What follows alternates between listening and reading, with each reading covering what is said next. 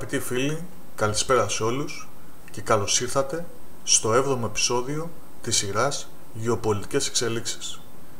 Είμαστε και πάλι εδώ και αυτό το βράδυ Παρασκευής για να σας κρατήσουμε παρέα και να δούμε μαζί γεωπολιτικά θέματα που βρίσκονται στην επικαιρότητα. Πριν ξεκινήσουμε, να σας πω ότι θα προσπαθήσω από εδώ και πέρα το κάθε επεισόδιο να διαρκεί περίπου 10 λεπτά, ώστε να μην σας κουράζει και να ανεβαίνει στο κανάλι χωρίς αργοπορία, στην ώρα που έχουμε ήδη πει, δηλαδή κάθε Παρασκευή βράδυ στις 11 η ώρα Ελλάδος. Πάμε λοιπόν. Έχουμε πολλές ειδήσεις και μεγάλες εξελίξεις σε πολλά θέματα, όπως στα ελληνοτουρκικά, στη Συρία και στα Βαλκάνια. Αλλά εμείς και σε αυτό το επεισόδιο θα συνεχίσουμε με το μεταναστευτικό πρόβλημα στην Ελλάδα. Στο προηγούμενο επεισόδιο είχαμε αναφερθεί στο χρονικό του προβλήματος και σήμερα θα δούμε την τρέχουσα κατάσταση και τις αποφάσεις που πάρθηκαν από την ελληνική κυβέρνηση πριν λίγες ημέρες. Ας ξεκινήσουμε όμως με ένα απόσπασμα από την προεκλογική ομιλία στο Θησείο του σημερινού Έλληνα Πρωθυπουργού Κυριάκου Μητσοτάκη και ας θυμηθούμε τι είχε πει για το μεταναστευτικό πρόβλημα στην καταγραφή που είχαμε κάνει τότε. Δεν θα το κάνουμε μόνοι μας, θα το κάνουμε σε συνεργασία με την Ευρώπη, που έχει δρομολογήσει ήδη την πρόσληψη 10.000 νέων Ευρωπαίων συνοριοφυλάκων. Η αποστολή τους είναι να υποστηρίξουν τα κράτη-μέλη που βρίσκονται στα εξωτερικά σύνορα της Ευρώπης. Θα διασφαλίσουμε ανθρώπινες συνθήκες στα κέντρα υποδοχής, αλλά θα εφαρμόσουμε επίσης νέα διαδικασία χορήγησης ασύλου, πολύ πιο γρήγορη, πολύ πιο απλή. Και σε όποιον δεν χορηγείται άσυλο θα επιστρέφει στην Τουρκία βάσει της συμφωνίας Ευρωπαϊκής Ένωσης.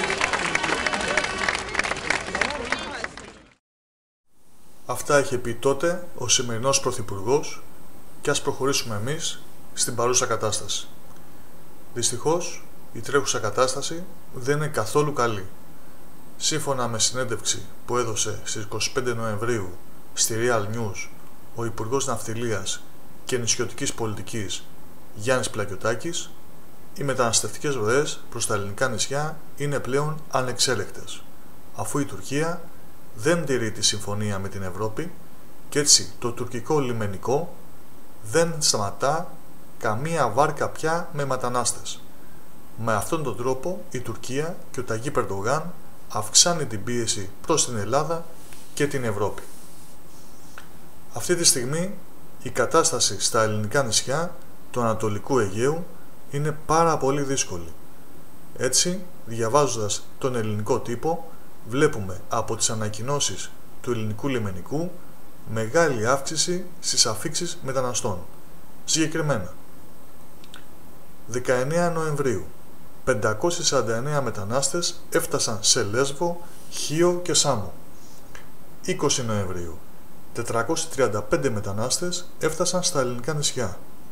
21 Νοεμβρίου ξεπέρασαν τις 16.000 οι μετανάστες στο κέντρο υποδοχής στη Μόρια της Λέσβου. 23 Νοεμβρίου 703 μετανάστες έφτασαν στην Ελλάδα. 26 Νοεμβρίου 411 μετανάστες έφτασαν στην Ελλάδα.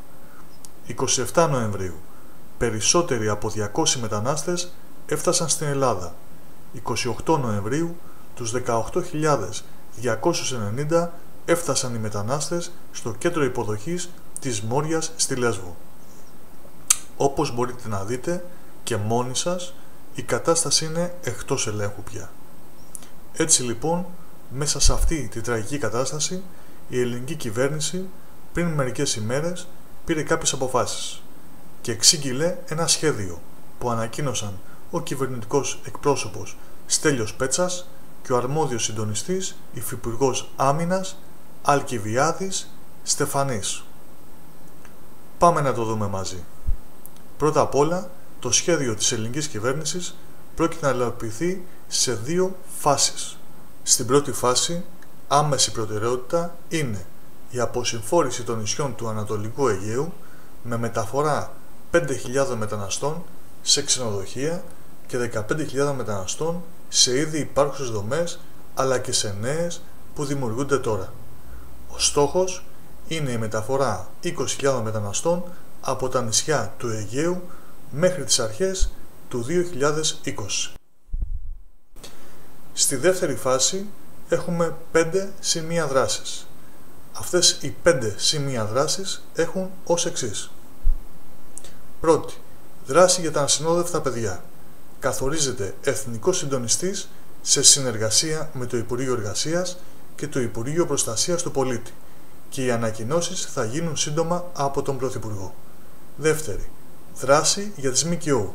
Καθορίζονται συγκεκριμένα κριτήρια για τις ΜΚΟ με πρόβλεψη παραμονής στη χώρα μόνο όσων πληρούν τις προϋποθέσεις. Τρίτη, δράση για το άσυλο και τις επιστροφές μεταναστών. Όσον αφορά τη χορήγηση ασύλου, με την ψήφιση του νέου νόμου προβλέπεται επιτάχυνση των διαδικασιών και είτε θα χορηγείται άσυλο είτε θα επιστρέφονται οι αιτούντες στις χώρες προέλευσης. Τέταρτη δράση. Δράση για δημιουργία κλειστών κέντρων στα νησιά.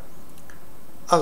Στη Λέσβο κλείνει σταδιακά η υπάρχουσα δομή στη Μόρια και θα δημιουργηθεί νέα κλειστή δομή η οποία θα λειτουργήσει ως προαναχωρησιακό κέντρο και κέντρο ταυτοποίησης με χωρητικότητα 5.000 συν ατόμων. Β.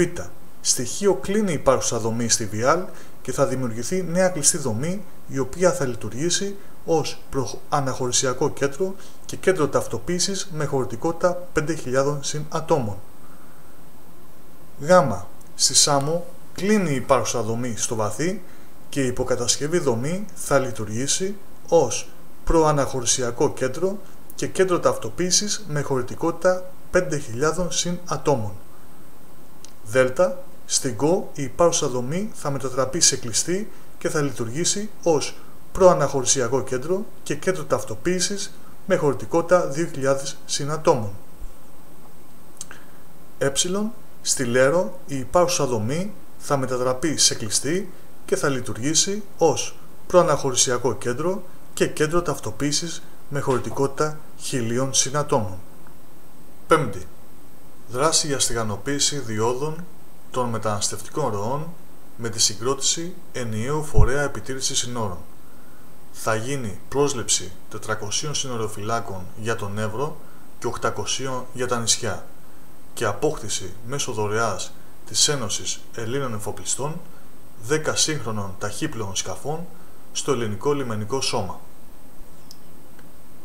Εδώ να προσθέσουμε επίσης τα ανταποδοτικά μέτρα στις τοπικές κοινωνίες με διατήρηση του μειωμένου ΦΠΑ κατά 30% στα 5 νησιά του νοτιοανατολικού Αιγαίου, Λέρο, Λέσβο, Κο, Σάμο, Χίο, μέχρι τις 31 Δεκεμβρίου 2020.